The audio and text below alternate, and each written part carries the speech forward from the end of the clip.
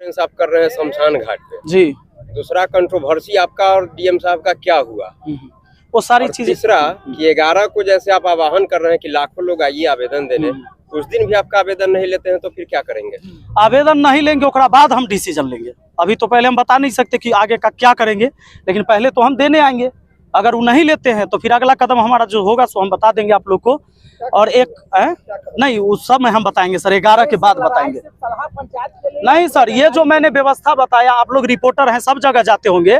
अगर यह समस्या सब जगह का है तो सब लोग आइए।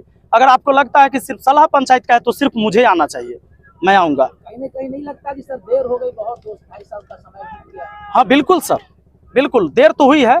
डीएम साहब से हमारी पहली ही मुलाकात थी। अभी तक तो ब्लॉक के लेवल से सब काम हो जा रहा था, या बहुत सारा काम लटकता भी था, लेकिन बाबू भैया करना पड़ता था। लेकिन मुझे लगता है कि ये करने से समाधान नहीं है। लड़ाई मुझे अपने हिस्से की लड़नी होगी, इसलिए हम आज खड़ा हैं। मुखिया है, आप भ्रष्टाचार की बात करते हैं, क्या भ्रष्टाचार है? बिल्कुल है ना, कैसे है? हम कह दे कि हम मुखिया है, आवास में घुसखोरी नहीं हो रहा है, कहीं गलत बात है? एकदम हो रहा है। और बहुत सारे मुखिया अभी भी कटाक्ष कर रहे हैं मेरे ऊपर। मैंने ग्रुप में मैसेज देखे हैं कईयों के कि अगर मुखिया संघ के ग्रुप में नहीं है तो हम लोग को समर्थन नहीं दे। अरे मत दीजिए, हम तो कहवे नहीं किए हैं। जो ईमानदार हैं, जो व्यक्ति चाहते हैं कि समस्या ये है और उनको दिखता है तो वो समाधान करे अपने अपने पंचायत का, और नहीं दिखता है तो कोई बात नहीं है।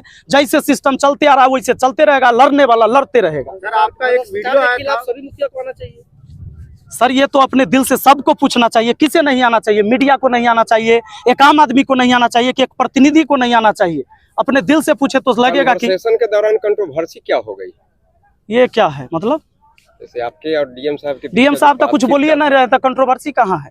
डीएम साहब कुछ बोले तब हम जानेंगे कि कंट्रोवर्सी। तुम तरह किए ये। हाँ, जैसे हम वहाँ गए तो जैसे ही अंदर गए तो वैसे ही पूछते हैं, जबकि आप जानते हैं कि एक पर्चा लिखा के जाता है डीएम ऑफिस में, जहाँ सर बैठे रहते हैं। तो एक पर्चा जाता है, उसमें लिखना होता है कि आप कौन है और किस लिए आए हैं। नाम लिखाता है, हमने लिख के दिया। जब अंदर गए तो वैसे ही कहते हैं कि तुम कौन है? तो हमने बताया कि भाई मैं मुखिया हूँ, विपिन कुमार राय, सलाह पंचायत का। हाँ तो क्या बात है? तो मैंने बताया कि सर हमको पंचायत सरकार भवन के निर्माण के बारे में बात करना है आपसे। तो वो कहते हैं अरे तुम मुखिया है कि तुम्हारी माँ मुखिया है? मैंने बोला कि मैं ही मुखिया हूँ। फिर कहते अरे इसको हटाओ रे, इसको बाहर करो। उन्होंने पूरे बात करते समय मैंने उनको बोला कि सर हम एक आवेदन भी लेके आए हैं, अगर आप मेरी बात नहीं सुनना चाहते तो आवेदन ले लीजिए, किसी टाइम पढ़ लीजिएगा। फिर वो कहते हैं कि यार नहीं लेंगे आवेदन, है इसको बाहर करो। लेकिन ये सच बात है कि एक भी जो पुलिस के जवान वहां खड़े थे, उनके अंगरक्षक, मुझे किसी ने टच नहीं किया, ना ही जबरदस्ती मुझे बाहर निकाला। लेकिन उन्होंने आवेदन लेने से मना कर दिया।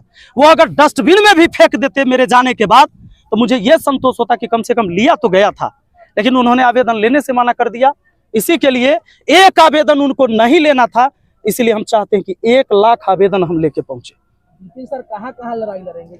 विपिन सर कहीं लड़ाई नहीं लड़ेंगे। विपिन सर जहां हैं, जहां तक इनकी आवाज पहुंच सकती है, और इस आवाज से जितना सही हो सकता है बस इतने हो सकता है। हम कोई भगत सिंह और चंद्रशेखर पैदा नहीं हुए हैं। सर कहीं ना कहीं ऐसा आपने वीडियो में बताया था कि जो हाजीपुर के स्थानीय सांसद चिराग पासवान को लेकर के भी आपने जी बिल्कुल, मेरे पास पूरा साक्ष्य है, सबूत है। मैंने चैटिंग में बात किया है, कॉल पर बात किया। चिराग पासवान जी तो फोन उठाए नहीं। हमारा सारा मैसेज सीन करके कि मैं एक पंचायत का मुखिया हूं, एक बार सर इस समस्या पर बात कर लीजिए, देख लीजिए। पंचायत सरकार भवन बनना था, उस काम को रोक दिया गया।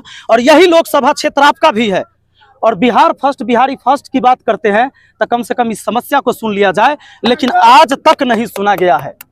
क्या लगता है चिराग पासवान क्यों इस बात को इग्नोर कर रहे हैं? अब पता नहीं उनका क्या है, वो तो वही ओपिनियन दे पाएंगे कि क्यों हमारी बात को नहीं सुन रहे हैं, ये तो वही बताएंगे। सारा पासवान समाज के लोग ही वहाँ पे बसे हुए हैं। जहाँ जमीन अलॉट हुआ है उनको घर बनाने के लिए, उसमें वो खेती करते हैं, और जो जमीन नहीं मिला है उसमें वो जाकर झोपड़ी गाड़ दिए अभी। जबकि उनका पुश्तैनी जमीन अलग से है, घर बना हुआ है।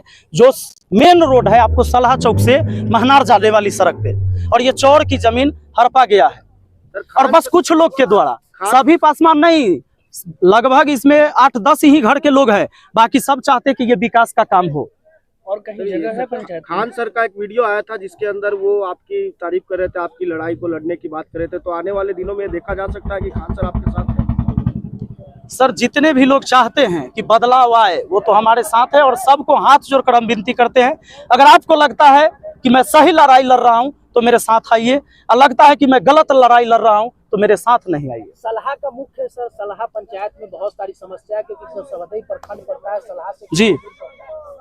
और कहीं ना कहीं सड़क से लेकर बहुत सारी समस्या है। 2-2.5 साल में आपने कितने समस्या का समाधान किया? सर प्रखंड का सड़क नहीं मुखिया बनवाता है, और बाकी जो चीजें हैं जितनी हमारी ताकत है मैंने अपने तरफ से प्रयास किया है, और मुझे भी लगता है कि मेरी ताकत बहुत कमजोर है जिसके वजह से मुझे इतना कुछ बोलना पड़ रहा है। और वही सब समस्या लेके तो हम डीएम साहब के पास पहुंचते हैं जिसको सुना नहीं जा रहा है। संपूर्ण भारतवर्ष में पहला प्रेस कॉन्फ्रेंस है आपका शमशान में, इसका मैसेज? इसका मैसेज यही है कि चाहे आप कितनों बड़का बन जाइए, किसी पद पर चल जाइए, अंत आपका यही है और इसके बाद कुछ नहीं है, परम सत्य है। इसलिए हम उन सबको ये संदेश देना चाह रहे हैं कि अगर आपको लगता है कि हम इस कुर्सी पर बैठल है तो हम किसी को कुचल कर निकल जाएंगे, एक दिन आपको यही आना है। राजा हो या रंक सभी का अंत एक सा होए। लेकिन अब देखते हैं कि हमारे इस टाइम में कितने लोग साथ होते हैं। 11 फरवरी को अपना अपना समस्या लेके सब लोगों को आना है। अगर लगता है कि इस देश में, हमारे समाज में, हमारे मोहल्ले में कोई समस्या है तो डीएम साहब चूंकि वही कर सकते हैं, आदेश दीजिए, आदेश वही देंगे अपने अपने विभाग में कि भाई यहाँ से निपटारा होगा, यहाँ से निपटारा होगा, वही है और कुछ नहीं। कहीं ना कहीं कहा जा रहा है कि राजनीतिक सपोर्ट भी मिल रहा है आपको। अब तो कहे के लिए कोई आदमी कुछ कहे, हमको क्या मतलब है उससे। सर एक सवाल था एक पत्रकार के द्वारा कि आप जब भी अपना कोई वीडियो बनाते हैं तो उसके अंदर पत्रकारों को भी आप हाशिए पे रखते हैं, उनके खिलाफ भी आप बातें करते हैं। आप खाली बता दीजिए कि सब पत्रकार सही काम कर रहे हैं। आप देश का चौथा स्तंभ है, आपको नहीं लगता है कि इसमें भी दिमक लगा हुआ है? आप ही लोग बता दीजिए। तो आप लोग सर वीडियो बनाते उसमें नाम काहे नहीं डालते? जब पत्रकार का नाम लेते सारा हो जाता है, कुछ ऐसा नाम जिसको लगता है कि ये गलत काम। ये आप लोग को भी, कम से कम आप पत्रकार हैं, आप ही नाम ले लीजिए। आप लोग अपने लिए कब आवाज उठाइएगा? अगर देश को बदलना चाहते हैं, हम अपने हिस्से की लड़ाई लड़ रहे हैं, तो पत्रकार लोग अपने हिस्से की लड़ाई कब लड़ेंगे? आप ही बताइए कि 159वां 160वां रैंक कहला रहता है आप लोग का। आप कब अपने लिए आवाज उठाइएगा? अपने लिए भी तो न्याय मांगिए।